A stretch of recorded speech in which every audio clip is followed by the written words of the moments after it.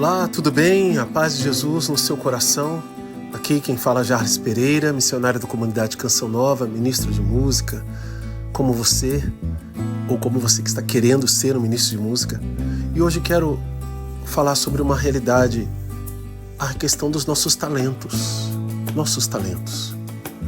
E Jesus fala sobre os talentos, mas você já parou para refletir bem sobre os seus talentos e o que você pode devolver a Deus a respeito desses talentos? Então, vamos pegar a nossa Bíblia para podermos refletir juntos sobre essa realidade. E eu vou trazer um bônus, vou trazer um pouco daquilo que é a espiritualidade da Canção Nova, a orientação do Padre Jonas para nós, músicos da Canção Nova, e compartilhar com você. Em nome do Pai, do Filho e do Espírito Santo. Amém. Vinde, Espírito Santo, enchei os corações dos vossos fiéis e acendei neles o fogo do vosso amor. Enviai o vosso Espírito e tudo será criado e renovareis a face da terra. Oremos. Ó Deus, que instruíste os corações dos vossos fiéis com a luz do Espírito Santo, fazei que apreciemos retamente todas as coisas segundo o mesmo Espírito e gozemos sempre da sua consolação. Por Cristo, Senhor nosso. Amém. Evangelho de São Mateus, capítulo 25, versículos de 14 a 30. O reino dos céus é como um homem que ia viajar para o estrangeiro. Chamou os seus servos e lhes confiou os seus bens. A um, 5 talentos, a outro, 2 e ao terceiro 1, a cada qual de acordo com a sua capacidade. Em seguida, viajou. O servo que havia recebido 5 talentos saiu logo, trabalhou com eles e lucrou outros 5. Do mesmo modo, o que havia recebido 2 lucrou outros 2. Mas aquele que havia recebido um só foi cavar um buraco na terra e escondeu o dinheiro do seu senhor. Depois de muito tempo, o senhor voltou e foi ajustar as contas com os seus servos. Aquele que havia recebido 5 talentos entregou-lhe mais 5, dizendo: Senhor, tu me entregaste 5 talentos, aqui estão mais 5 que lucrei. O senhor lhe disse: Parabéns, servo bom e fiel. Como te mostraste fiel na administração de tão pouco, eu te confiarei muito mais. Vem participar da alegria do teu senhor. Chegou também o que havia recebido 2 talentos e disse: Senhor, tu me entregaste 2 talentos, aqui estão mais 2 que lucrei. O senhor lhe disse: Parabéns, servo bom e fiel. Como te mostraste fiel na administração de tão pouco, eu te confiarei muito mais. Vem participar da alegria do teu senhor. Por fim, chegou aquele que havia recebido um só talento e disse: Senhor, eu sei que és um homem severo, pois colhes onde não plantaste e ajuntas onde não semeaste. Por isso, fiquei com medo e escondi teu talento no chão. Aqui tens o que te pertence. O Senhor lhe respondeu: servo mau e preguiçoso. Sabias que eu colho onde não plantei e que ajunto onde não semeei? Então devias ter depositado o meu dinheiro num banco, para que ao voltar eu recebesse com juros o que me pertence. Em seguida o Senhor ordenou: tirai dele o talento e dai àquele que tem 10. Pois todo aquele que tem será dado mais, e terá em abundância, mas aquele que não tem, até o que tem lhe será tirado. E quanto a este servo mau, lançai-o fora nas trevas, ali haverá choro e ranger de dentes. Palavra da salvação, glória a vós, Senhor.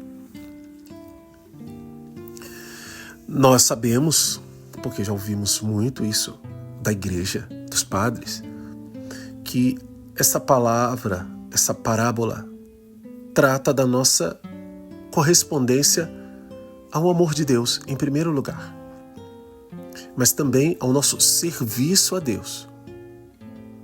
Quando nós correspondemos ao amor de Deus, fazendo frutificar os dons que recebemos dele no batismo, porque se somos batizados, recebemos de Deus o dom da filiação divina, então temos que dar frutos como filhos de Deus.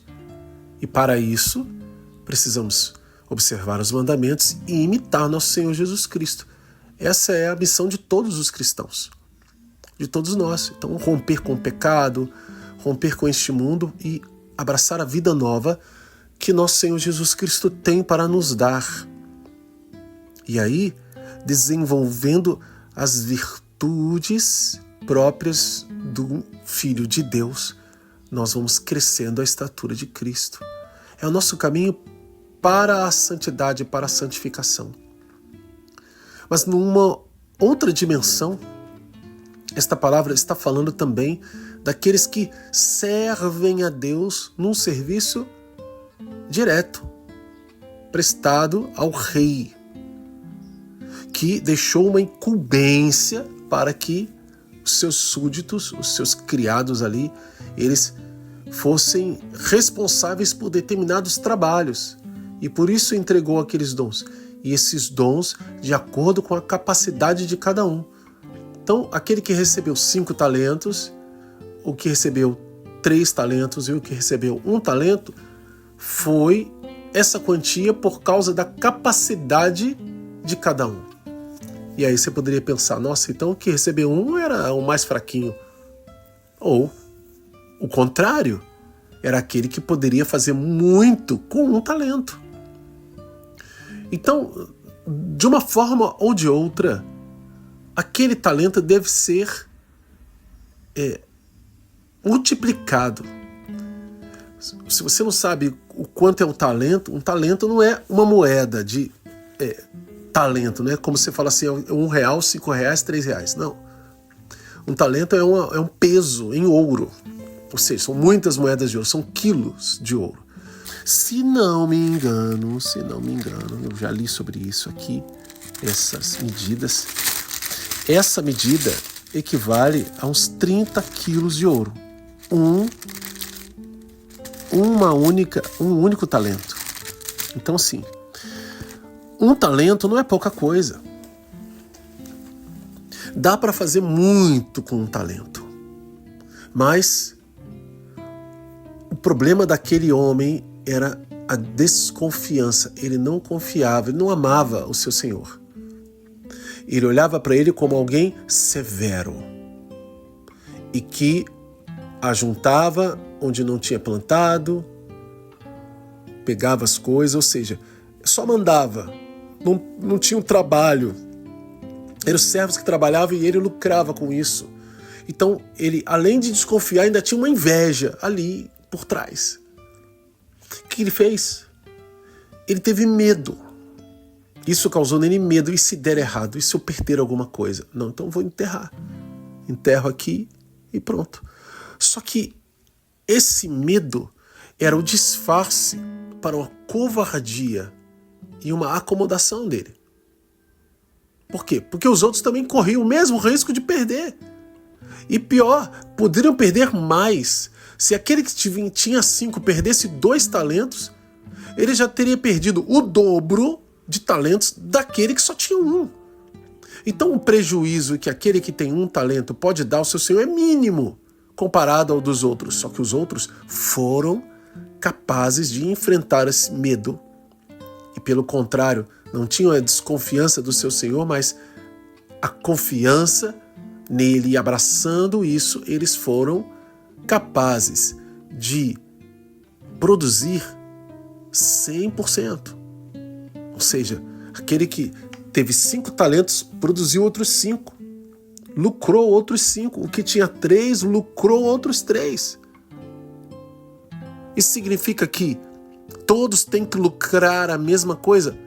Não, mas significa que há uma capacidade que Deus vê em cada pessoa para, de acordo com o dom que recebeu, lucrar 100%, até 100%. E aí entra a nossa parte. Como músicos, você com o seu dom. E não faça a comparação, você que canta, toca, né, com quem gravou músicas, quem conseguiu despontar numa carreira musical. Não compare isso com o 100%, o lucro. Não compare isso, não faça disso o seu termo, porque não é isso. É a correspondência adequada ao dom que Deus lhe deu, com 100% sim do seu empenho e da confiança na graça de Deus, que vai fazer frutificar aquele dom. Claro, com o seu trabalho, com o meu trabalho. Então, se você toca e Deus tem uma paróquia para você, e tem diante de você, Ele inspira a ser ali alguém que vai tocar nas missas, que vai influenciar e ajudar outros músicos, você deve seguir essa moção, obedecer essa vontade de Deus e, aprimorando-se, ser auxílio para os outros. A graça de Deus te acompanhará e você vai dar frutos. Qual é a expectativa de Deus para você? Muitas vezes ela não é a mesma que nós temos, de nós mesmos, ou de uma carreira na música. Toco num assunto delicado, muitas vezes porque nós vemos pessoas na rádio, na TV e em shows de evangelização, a gente tende a pensar que ali está o bom termo, ali está o sucesso de um ministério de música, de um ministro de música. Cuidado com esse pensamento, porque se esta pessoa que está hoje no sucesso dos holofotes estiver fora da vontade de Deus para o ministério dela, ali não há sucesso algum. Há, pelo contrário, uma perdição, uma distração.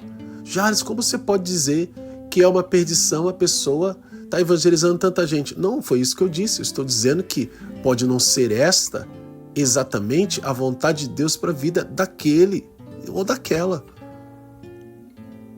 Então o parâmetro não é tocar para multidões, para milhares, vender milhares, né? Ou ter milhares de visualizações, milhões de visualizações, dezenas de milhões de visualizações, o que for. Apesar de música ser arte, e a arte está ligada a essas realidades hoje, e ontem também, mas a nossa resposta é uma resposta ao reino dos céus. Se dentro da nossa resposta ao reino dos céus comporta esta exposição atualmente em redes sociais, em número de visualizações, etc., que seja. Mas não seria esse o nosso objetivo. Não pode ser esse o nosso empenho, o nosso desejo, a nossa intenção. A nossa intenção é agradar a nosso Senhor. E não está no mandato de nosso Senhor o sucesso como uma obrigação para validar a nossa missão de evangelizar ou os frutos que nós devemos dar diante daqueles talentos que nos foram dados, para que nós pudéssemos trabalhar com eles. Mas pelo contrário, é a fidelidade ao Evangelho, a fidelidade à igreja, a fidelidade ao nosso Senhor Jesus Cristo, o anúncio. Isso sim, essas realidades, a nossa santidade de vida, essas realidades concorrem, colaboram para que, sim, nós possamos produzir o dobro dos frutos, dos talentos que nós recebemos.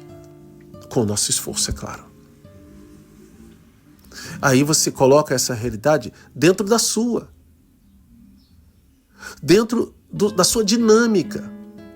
Talvez você tenha sonhos, você seja compositor, tenha sonho de gravar a música, e é importante para um compositor gravar mesmo. Caso contrário, como que as pessoas vão ouvir? Como que você vai fazer com que as pessoas acolham e entendam? Daí, essa música explodir, ou ter isso ou aquilo, vai depender do quê? De um trabalho seu e da permissão ou não, da ajuda ou não, de outras pessoas. Mas você, realizando a sua parte o máximo possível, estará agradando aquele que te contratou, aquele que te chamou para ser o evangelizador da música, um ministro de música, um cantor da liturgia. Você estará fazendo a vontade de Deus. Não na expectativa do sucesso, da popularidade, porque não é isso que salva as almas. Não é a popularidade, não são os views, é a graça de Deus, que usa da música que você compõe, que você canta, que você interpreta, para que o coração daquela pessoa seja convencido a abrir-se a Deus, a voltar-se do mundo para Deus, a abandonar o pecado e vir para o reino dos céus. É Deus quem faz. Nós somos instrumentos nas mãos de Deus. Nosso sucesso é o sucesso de Deus. Nossa alegria é a alegria de Deus. Eu disse que traria uma palavra da Canção Nova, que o Padre Jonas fala num dos documentos. O Padre tem um documento, eu não vou ler tudo aqui, que ele não é tão grande, mas também não é tão pequeno.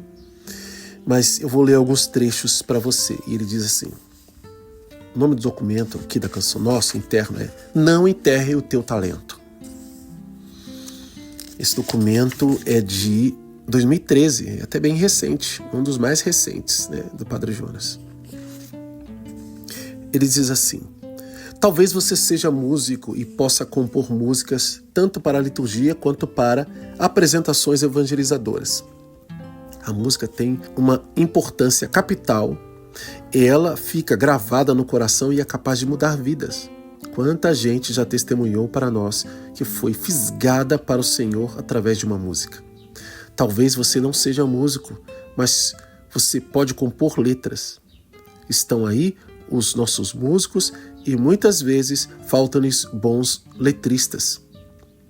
Uma música feita a dois, um compõe a letra, outro concebe a música, pode causar muito maior impacto. Ponha seu talento em ação. Eu não sei se talvez você esteja esperando alguma coisa, mas digo para você, não espere. Não espere. Faça. Vai atrás. Aqui, o Padre Jonas cita essa parábola. O patrão elogiou e premiou aquele que tinha 5 talentos e lucrou outros 5. Fez o mesmo com o que recebeu 2 talentos, mas foi muito severo com aquele que recebeu 1 talento. À primeira vista, o castigo que ele infligiu pode ter sido duro demais. A razão, porém, da dureza é expressa pelo patrão quando diz servo mau e preguiçoso. Esse servo havia tomado o talento recebido e se apressou em enterrá-lo. Aí está a gravidade do seu comportamento. Ele enterrou o talento que recebeu.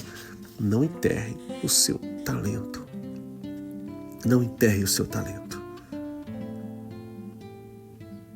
Padre Jonas diz aqui ainda, estou pulando alguns trechos, mas digo para você, ele diz assim, digo mais algo muito importante, precisamos ser ousados, muitas vezes santamente atrevidos. Precisamos ir além e fazer o que o nosso trabalho ultrapasse o comum. Isso porque trabalhamos para o Senhor e o nosso empreendimento é salvar almas. Mesmo se não as vejamos diante de nós, não podemos relaxar em nosso zelo. Faz parte da nossa pobreza enfrentar cotidianamente a dura labuta do trabalho, a nossa posição de consagrados, aqui fala para a Canção Nova, para os músicos da Canção Nova, não nos põe em situação de privilégio. Se há algum privilégio, este consiste em dar-nos mais inteiramente e com mais afinco nas atividades da comunidade, pois são de Deus e têm como objetivo a salvação de muitas pessoas. De outra forma, não se salvariam. Por isso, não podemos nos acomodar dando desculpas.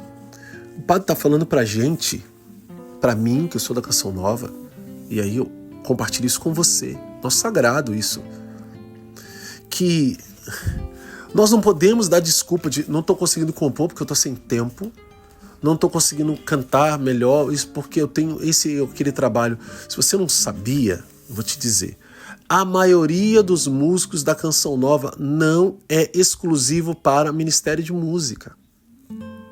Nós não temos uma lei, uma norma em que se a pessoa é musicista, né, ela tem o privilégio, o direito de ficar separado dos outros por um tempo para estudar.